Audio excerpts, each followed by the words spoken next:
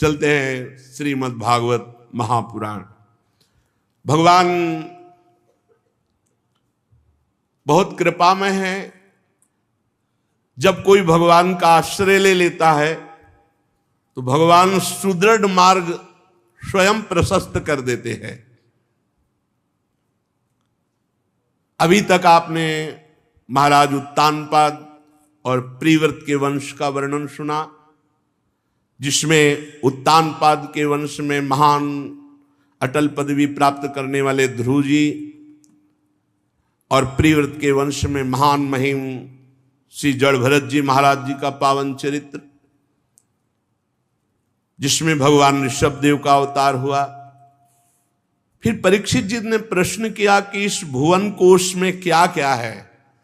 तो कल आपने सुना कि 4 विशाल वृक्ष, आम, जामुन, कदम और बट वृक्ष, और उनसे रस की विशेष धाराएं, और बट वृक्ष में तो विशेष ही बात कही कि उससे ऐसे ऐसे कोटर हैं कि एक दूध की धारा निकलती, उसमें से सैया भूषण जो जो चाहो, जो भावना करोगे वही वस्तु मिल जाएगी।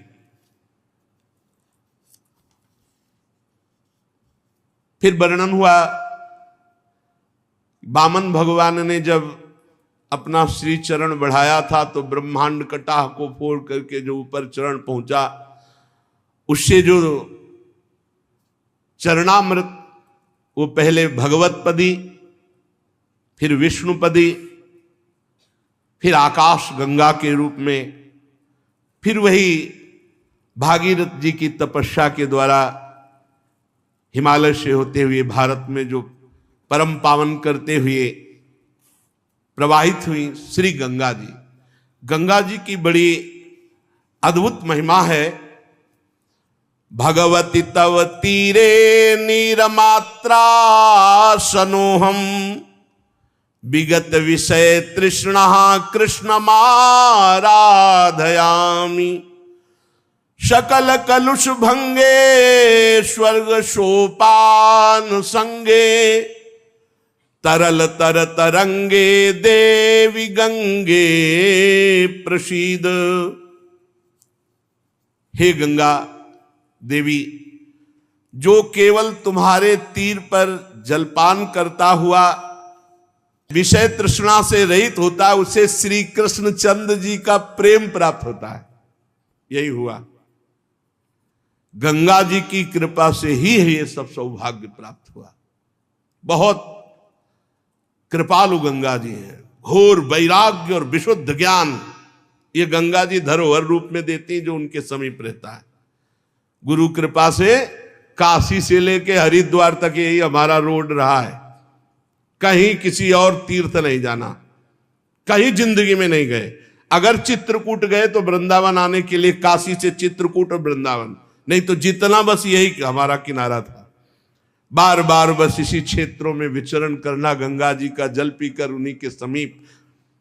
हे सकल पाप विनाशिनी स्वर्ग सोपान रूपिणी तरल तरंगिणी देवी गंगे, आप हम पर प्रसन्न हो। गंगा जी बहुत विशुद्ध वैराग्य प्रदान करने वाली, विशुद्ध वैराग्य।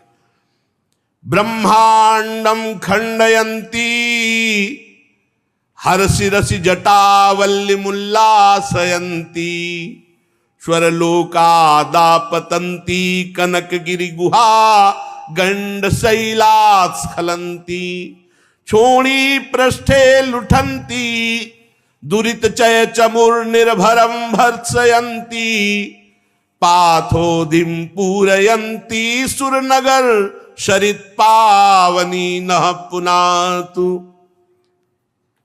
हे माता, ये जो ब्रह्मांड कटाह को फोड़कर आप निकली और महादेव जी की जटालता को उल्लसित करती हुई स्वर्गलोक से गिरती हुई सुमेरु की गुफा पर्वतमाला से झड़ती हुई पृथ्वी पर लौटती हुई और पाप समूह के समूह का नाश करती हुई आप जो भारत देश में समुद्र को भर रही हे देवपुरी को पावन करने वाली महामहिम गंगा जी, हम आपको प्रणाम करते हैं, हम आपका स्मरण करते हैं।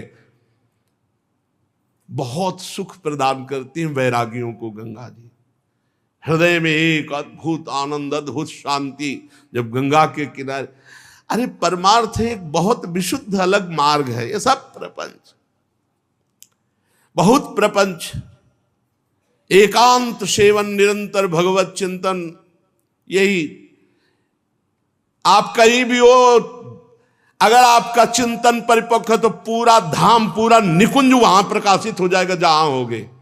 ये धाम, ये निकुंज कोई जड़ देश नहीं है। जहां आप होगे, भाई जी श्री हनुमान प्रसाद पोद्दार जी महाराज, पूज्य राधा बाबा गीता वाटिका में बैठ के कौन सी निकुंज लीला से वंचित रह गए आप हमें बताओ। क्यों? क्यों? रात दिन श्यामा श्याम के चिंतन, प्रपंच शून्य। ये सब प्रपंच से बचो। पूज्य स्वामी श्री राम सुखदास जी महाराज जी ने साधक संजीवनी में लिखा है कि इस विषय प्रपंच रूपी धागे को सुलझाना मानो छटाक भर, और संप्रदाय रूपी धागे को समझाना मनो उलझा हुआ धागा। बचो, बस नाम मंत्र उपासना भगवत प्राप्ति के मार्ग में। भगवत प्राप्ति का मार्ग प्रपंच शून्य है, किसी से कोई बड़ा झंझट है भैया। नाम बाणी सेवक शरण सदा रहे, अनत नहीं विश्राम बानी श्री हरिवंश की कह हरिवंश नाम। सब प्राप्त हो जाएगा, गुरु प्रसन्न हो जाएंगे, सब प्रसन्न हो जाएंगे। जब लक्ष्य बन जाए भगवत प्राप्ति का तो बस फिर और कुछ स्वीकार नहीं करना चाहिए। आगे बढ़ते रहो, आगे बढ़ते रहो, श्री जी पक्का मिल जाएंगी। वो अहंकार की बात नहीं होती, वो पिपासा होती भगवत प्राप्ति की। सर्वस्व तज हरिभज, तभी भगवत प्राप्ति। हे माता, तुम महादेव जी की मस्तक की लीलामयी माला हो। भगवती भव लीला मौली माले तवाम्भा, कणुमणु परिमाणम प्राणिनों में स्पृशंति। अगर एक बूंद गंगा जल जबान पे पड़ा हो और प्राण निकल जाए तो भगवत धाम जाएगा। और अगर 100 कोस दूर से भी हो और दूर से पुकारो गंगा गंगा गंगा, तो आप निष्पाप हो जाओगे। उसे योजना नाम सतैरपि कहा है। 400 कोस दूर से गंगा गंगा यो ब्रूयात योजना नाम सतैरपि। कलि कलंक के भय का नाश करके वो दिव्य परम धाम प्रदान करने की, देखो परम धाम प्रदान किया गंगा जी ने। देवाधिदेव महादेव जी, गंगा जी, इन सब की कृपा से ये सौभाग्य प्राप्त हुआ। तो गंगा जी भूतल पर भागीरथी के नाम से कही गई। जो गदगद कंठ से गंगा जी का स्मरण करता है, उसका रोमांच जो होता है तो मानो सारे पाप भस्म हो रहे हों। पर गंगा जी से प्रीति तभी होती जब गंगा स्नान, गंगा आचमन, गंगा जी के समीप बैठना, सेवन करना, तब गंगा जी से प्रीति हो जाती है।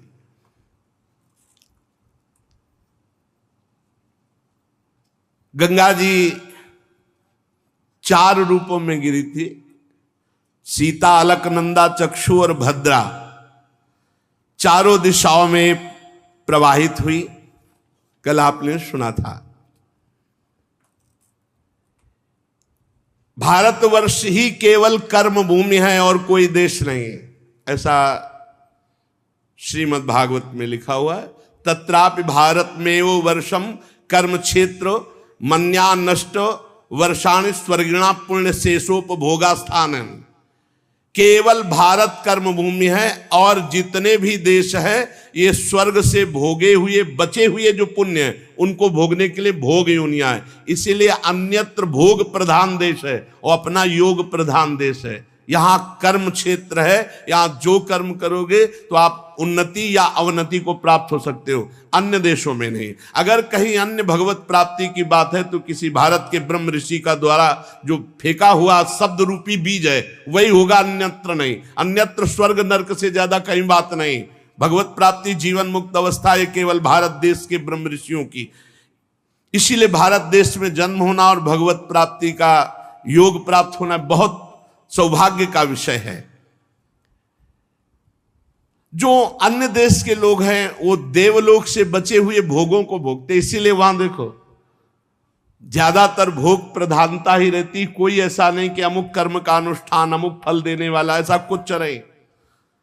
बस वही इंद्रियजन्य भोगों की विशेषता बाहुल्यता होती है। 9 वर्षों में भगवान नारायण के अनुग्रह से जो जैसे इलावर्त तो भगवान शंकर वहां विराजमान है। इलावर्त वर्ष में कोई भी पुरुष का प्रवेश नहीं हो सकता। अगर कोई पुरुष प्रवेश हुआ तो स्त्री बन जाएगा। पार्वती जी का शाप है, वहां कोई दूसरा पुरुष प्रवेश नहीं कर सकता। वहां अगर कोई भूल से भी पुरलिंग, चाहे पशु पक्षी क्यों ना हो, प्रवेश कर जाए तो तत्काल वो स्त्रीलिंग में हो जाएगा। इस प्रसंग का हम आगे 9वें स्कंद में वर्णन करेंगे। इलाव्रत वर्ष में पार्वती जी की अरबों खरबों दासियां हैं, भगवान शंकर वहां विराजमान हैं और वो भगवान की वासुदेव प्रद्युम्न अनिरुद्ध संकर्षण ये चतुर्व्यूह की आराधना करते रहते हैं। भगवान शंकर कहते हैं ओम नमो भगवते महापुरुषाय सर्वगुण सांख्यानाया अनंताया व्यक्ताय नम इति। ओम, जिनसे सभी गुणों की अभिव्यक्ति होती है, उन अनंत और अव्यक्त मूर्ति ओंकार स्वरूप भगवान श्री कृष्ण को नमस्कार है।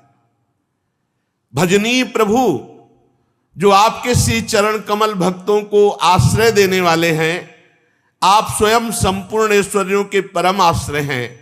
भक्तों के सामने आप अपना भूत भावन स्वरूप पूर्णतया प्रकट कर देते हैं, उन्हें संसार बंधन से मुक्त कर देते हैं। किंतु जो अभक्त होते हैं उनको आप संसार बंधन में डालते हैं। हे सर्वेश्वर, मैं आपका भजन करता हूं। प्रभु,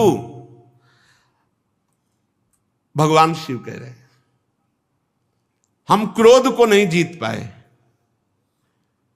क्रोध के आवेग को नहीं जीत सके। हमारी दृष्टि तत्काल क्रोध से युक्त हो जाती है, परंतु आप संसार का नियमन करने के लिए साक्षी रूप से सबकी एक एक वृत्तियों को देखते रहते हो। हमारी तरफ आपकी दृष्टि है।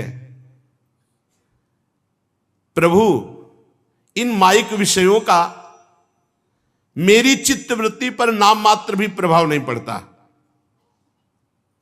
ऐसी स्थिति में बिना आपका आश्रय लिए कौन अपने मन को वश में कर सकता है? बिना आपका सहारा लिए, भरोसा किए, भजन किए कोई मन को वश में नहीं कर सकता। हे प्रभु, मैं अहंकार का अधिष्ठात्र देवता हूं, समस्त भूतों का स्वामी हूं और ब्रह्मा जी भी आपसे ही प्रकट हुए हैं। इसलिए हे महात्मन, हम सब आपकी डोरी में बंधे हुए पक्षी के समान हैं। आप जैसा उड़ाओगे उतना ही हम उड़ पाएंगे। वस्तुतः एक ही है, भगवान श्री कृष्ण, भगवान महादेव, भगवान ब्रह्मा, पर ऐसा स्तुति कर रहे हैं। प्रभु, इस माया से मुक्त होने का उपाय वही जान सकता है जिस पर आप कृपा करते हैं। इसलिए हे जगत की उत्पत्ति, पालन और प्रलय करने वाले प्रभु, मैं आपको बार बार नमस्कार करता हूं। राजन, भद्रवास वर्ष में धर्मपुत्र भद्रश्रवा उनके मुख्य सेवक भगवान श्री वासुदेव की हयग्रीव अवतार की उपासना करते हुए, निरंतर मंत्र जप करते हुए स्तुति करते रहते हैं और हरिवंश खंड में भगवान नरसिंह रूप से विराजते हैं। महाभागवत प्रहलाद जी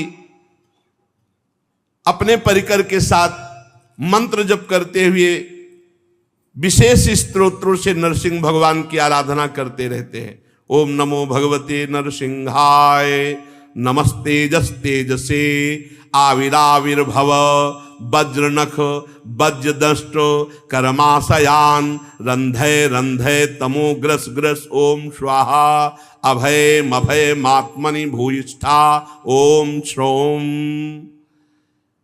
वैसे हमने जीवन में देखा, कहीं भय लगे तो नरसिंह भगवान का अगर स्मरण कर लिया जाए तो बहुत जल्दी भय है।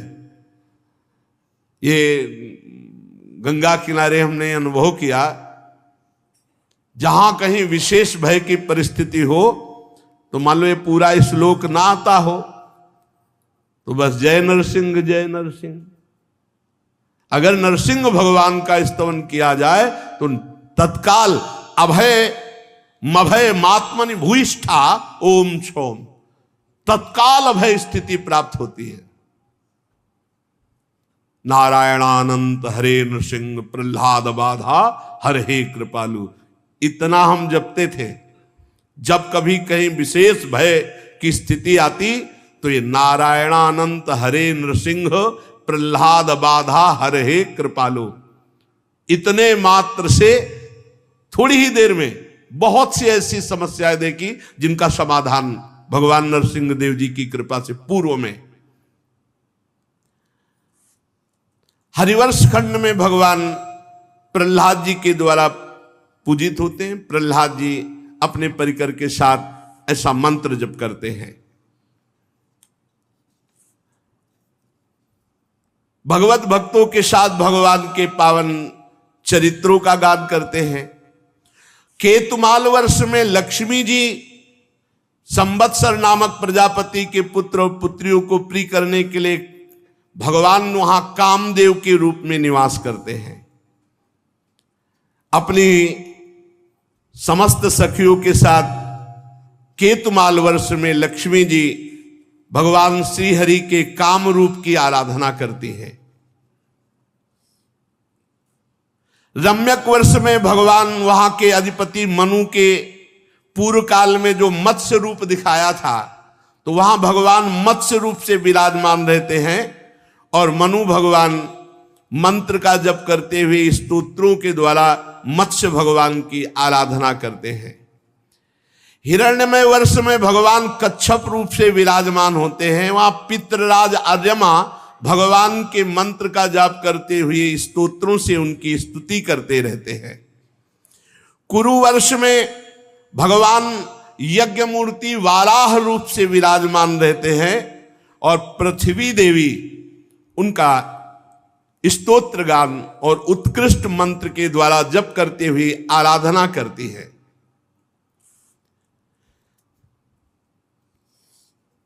भगवान विविध जगह विविध रूपों से आराधित होकर विश्व में विराजमान है।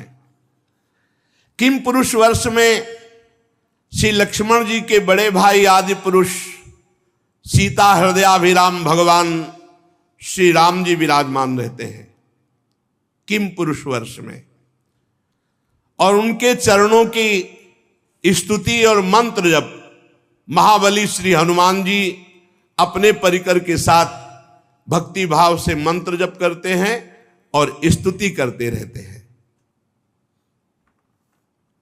हनुमान जी स्तुति करते हैं कि हे ओंकार स्वरूप, ओम नमो भगवते उत्तम श्लोकाय, नम आर्य लक्षण शीलव्रताय, नम उपशिक्षितात्मन उपासित लोकाय नमः, साधुवाद निष्करणाय नमो ब्रह्मण्य देवाय, महापुरुषाय महाराजाय नमः इति। हम ओंकार स्वरूप पवित्र कीर्ति भगवान श्री राम को नमस्कार करते हैं।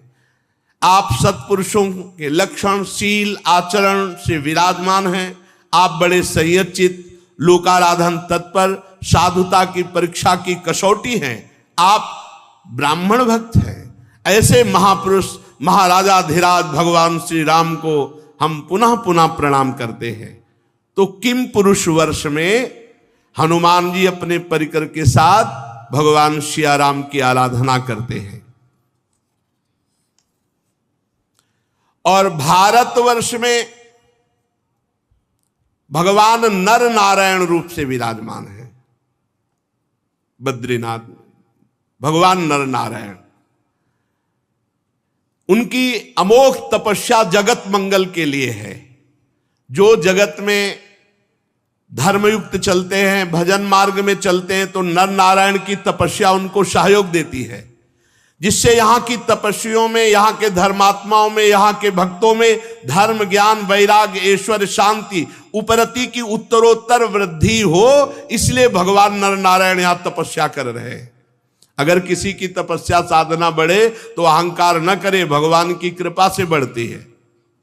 और यहां भगवान नारद जी भगवान के सांख्य और योग शास्त्र के सहित भगवान महिमा को प्रकट करते हुए उपासना कर रहे हैं भगवान नर नारायण की भारतवर्ष में। श्री देवर्षि नारद जी ओम नमो भगवते उपशमशीलायो परतानात्म्याय नमो अकिंचन वित्ताय ऋषि ऋषभाय नर नारायणाय परमहंस परम गुरवे आत्मा रामाधिपतये नमो नम इति। मैं ओंकार स्वरूप अहंकार से रहित निर्धनों के धन शांत स्वभाव ऋषि प्रवर भगवान नर नारायण को नमस्कार करता हूं।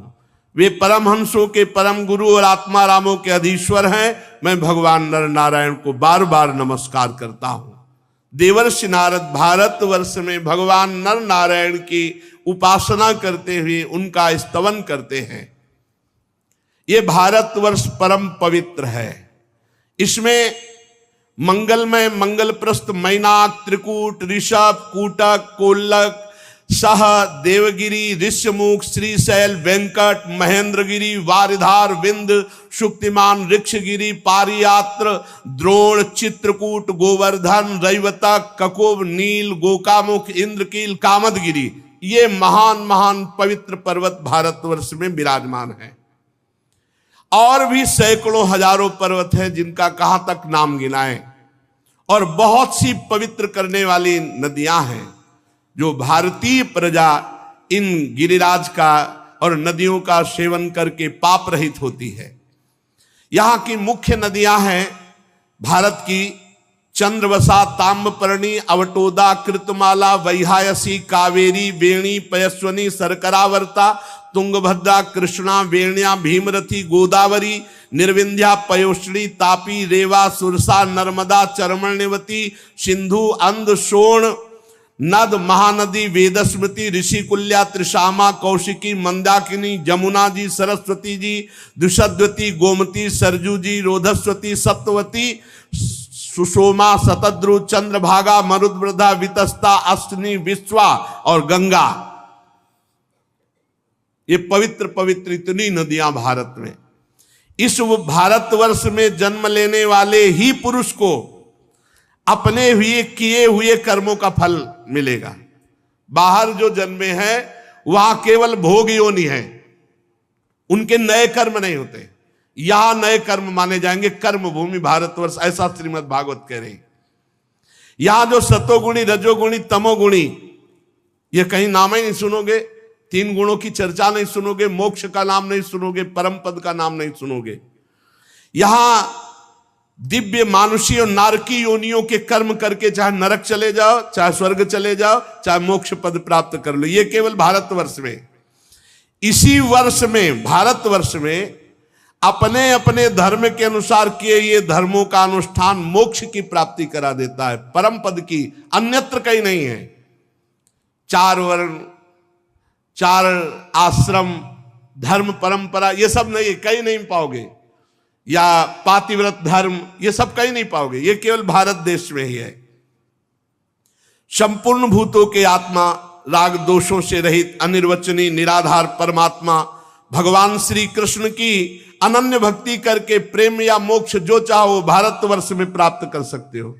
अगर कहीं भारत का कोई ऋषि बाहर है, उपदेश दिया, तो भारतीय पद्धति से ही वो मोक्ष या प्रेम को प्राप्त होगा। ये भक्तिभाव तभी होता है जब बहुत काल सत्संग किया जाता है, हृदय की पाप ग्रंथियां नष्ट हो जाती है, तो प्रेमी भक्तों के संग से श्री कृष्ण भक्ति का प्रादुर्भाव होता है।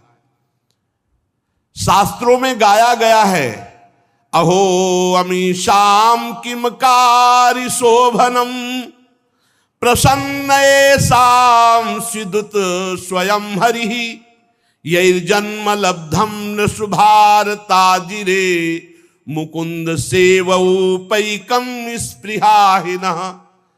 देवता भी भारतवर्ष में उत्पन्न हुए मनुष्यों की महिमा गाते हैं। अहो धन्य है उनका जन्म जो भारतवर्ष में मनुष्य योनि में जन्मे। भारतवर्ष में ऐसा क्या पुण्य किया, हमें तो लगता है भगवान श्री हरि इन पर प्रसन्न हो गए। भारतीय मनुष्यों पर सौभाग्य जो है उसके लिए देवता कहते हम भी तरसते हैं। इसलिए गोस्वामी जी ने लिखा, बड़े भाग मानुष तन पावा सुर दुर्लभ सदग्रंथन गावा। हम कठोर यज्ञ तपस्या व्रत और दानादि के द्वारा तुच्छ स्वर्ग लोकों का अधिकार प्राप्त किया। एक बार अवसर मिल जाए, मुझे मनुष्य बना दिया जाए, मैं इतना भगवान की स्मृति से युक्त हो जाऊंगा कि मोक्ष पद प्राप्त कर लूंगा, परम पद प्राप्त कर लूंगा। देवता बनकर के यहां इंद्रियों के भोगों में इतना फंस गया कि स्मृति शक्ति ही छिन गई। धन्य है भारतवासी जो भगवान श्री हरि के चरण कमलों की स्मृति में तन्मय है। ये स्वर्ग क्या है? यहां के निवासियों की एक एक कल्प की आयु होती है, किंतु भोगों में वो एक कल्प थोड़ा समय सा निकल जाता है और उन्हें फिर संसार चक्र में पड़ना पड़ता है। अरे स्वर्ग की क्या, ब्रह्मलोक में भी ऐसा ही है।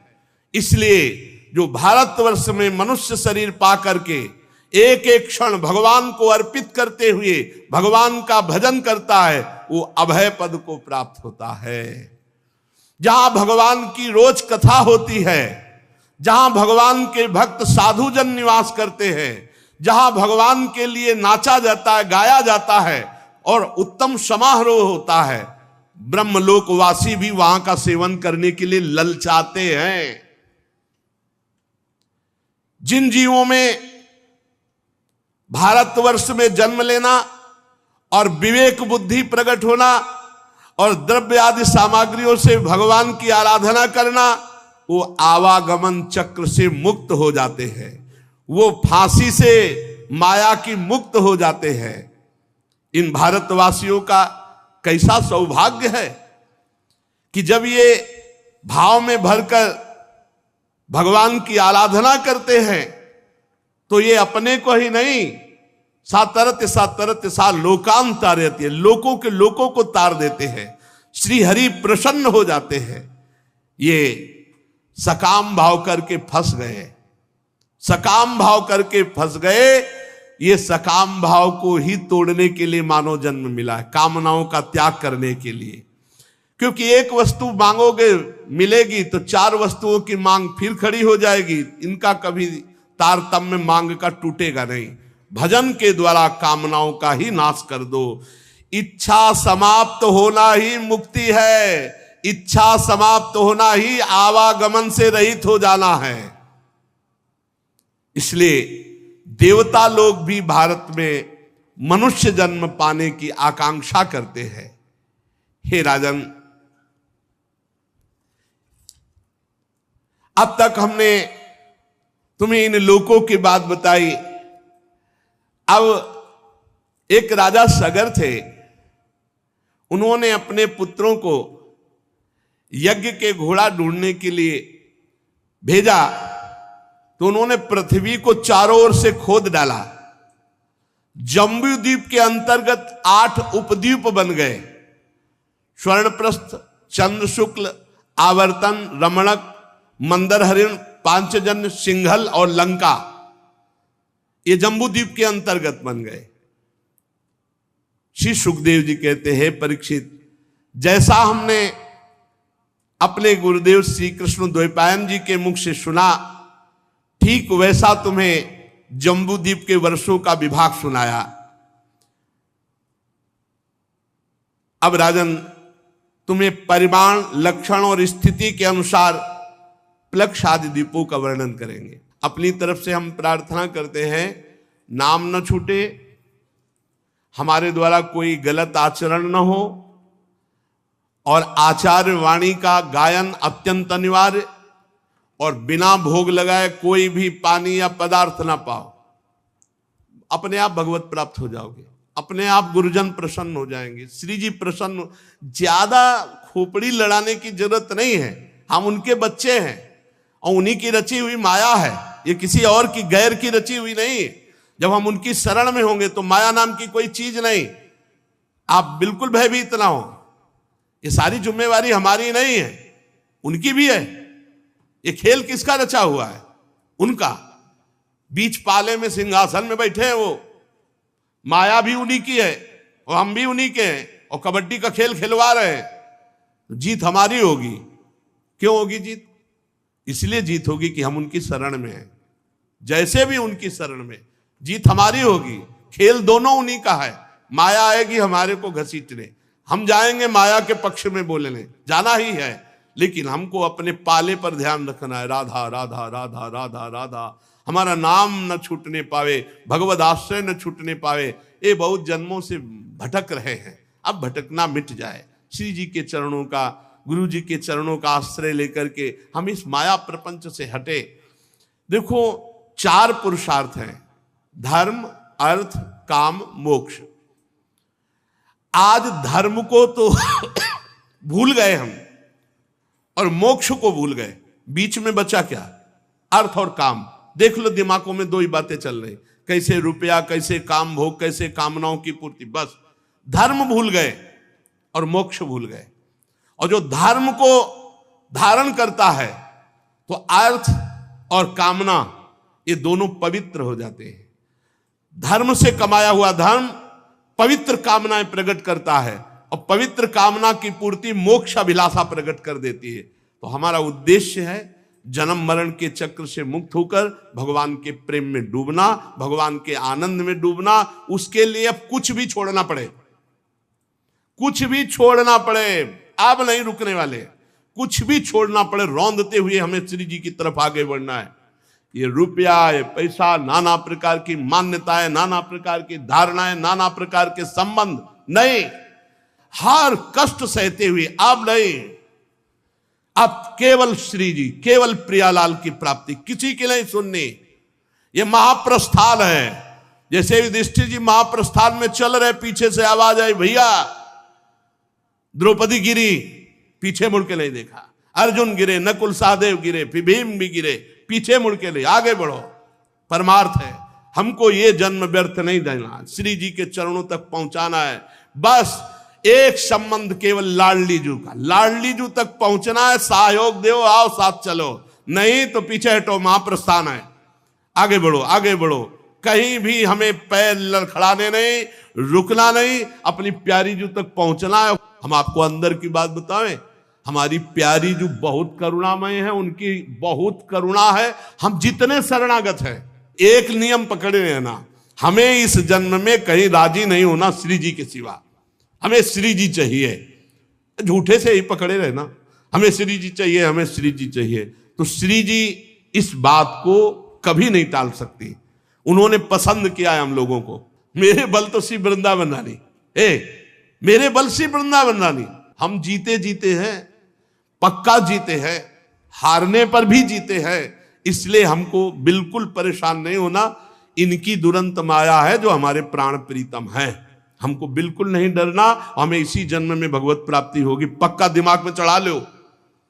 कोई नहीं रोक सकता, कोई नहीं रोक सकता, कोई नहीं रोक सकता। 3 बार कह रहे, वृंदावन में कह रहे, हम श्री जी की शरण में। तो हमको भरोसा करना है, वो हमें स्वीकार किए, हमें पार, और किसी के नहीं सुनना। हमारा सिद्धांत श्री जी, श्री जी की शरण में, श्री जी की कृपा से श्री जी की प्राप्ति। आप श्री जी को ना भजो, आपको कोई श्री जी प्राप्त करवा दे, हमें आज तक उदाहरण बताना। और आप श्री जी को भजो, आपसे श्री जी को कोई रोक ले तो आप हमें बताना, ये भी बताना नहीं। घोर निशाचर प्रवृत्ति वालों ने जब भगवत आराधन के भाव में प्रियाजू को पुकारा तो प्रियालाल मिल गया। प्रियालाल बहुत करुणामय है, वो सीधे हमारे हैं, बीच में नहीं। सीधे हमारे प्रियालाल हैं। बस जो नाम मिला, जो मंत्र मिला, जो वाणी मिला, बस उसी को पकड़ लो। ये ढांचे अलग अलग हैं, सब में वही गरज रहे, वही बरस रहे। कभी कभी वो भी परीक्षा के लिए देखते हैं। तो चाहे परीक्षा करो, चाहे कसौटी कसो, हारे तो आपके और जीते तो आपके। नंबर में हमारे कमी नहीं होगी, पक्का समझ लो। हम जो आपको गरज गरज के कह रहे हैं, उनके स्वभाव को पकड़ के कह रहे हैं। कॉपी में उत्तर सही नहीं लिखा, पर ऊपर से नंबर सही पड़ा है, तो आपका जो नंबर आएगा कि आप पास हो चुके हैं, हम पास हो चुके हैं। कौन, कैसे? श्री हरिवंश शरण जे आए, श्री वृषभानु कुंवरी नंद नंदन, निजकर अपनी चिट्ठी चढ़ाए। बस बैठ जाओ, बैठ जाओ, खूब नाम जप करो, किसी से कोई संबंध मत करो, न राग, न द्वेष, न लड़ाई, न झगड़ा, न प्रियता, न किसी से मतलब। दत्तात्रेय जी ने एक बाज को भी गुरु बनाया। क्यों? बाज एक मांस का टुकड़ा लिए हुए जा रहा, तो बहुत से पक्षी उसको घेर लिए, चोंच मार रहे थे बड़ा। उसने मांस का टुकड़ा, सब पक्षी वहां चले गए, वो आराम से उड़ता चला गया। ये संसार में अगर कुछ भी अपने पास संसार का है, तो संसार की दृष्टि रहती है। पागलों जैसा जीवन हो जाए, कोई हमें बुद्धिमान न समझे, कोई हमें महान न समझे, बस राधा राधा राधा, निकल चलो चुपचाप। कौन सी घड़ी आखिरी हो क्या पता। प्लानिंगें न जाने कह कह के जन्म की बन रही, और भरोसा मिनट का नहीं। इसलिए श्री जी के भरोसे रहो, खूब नाम जप करो और मस्ती में रहो। जिन्होंने हमें बुलाया है वही हमारा बेड़ा पार करेंगे, जिन्होंने हमें अपनाया है वही हमको अपने पास बुलाएंगे। हमारे अंदर कोई साधन नहीं, और हम कोई साधन के बल से आपके पास आने के लिए गरज नहीं रहे। हम आपके भरोसे से आपके गरज रहे। खूब नाम बस न छूटे, नाम पकड़े। श्री राधा वल्लभ लाल की।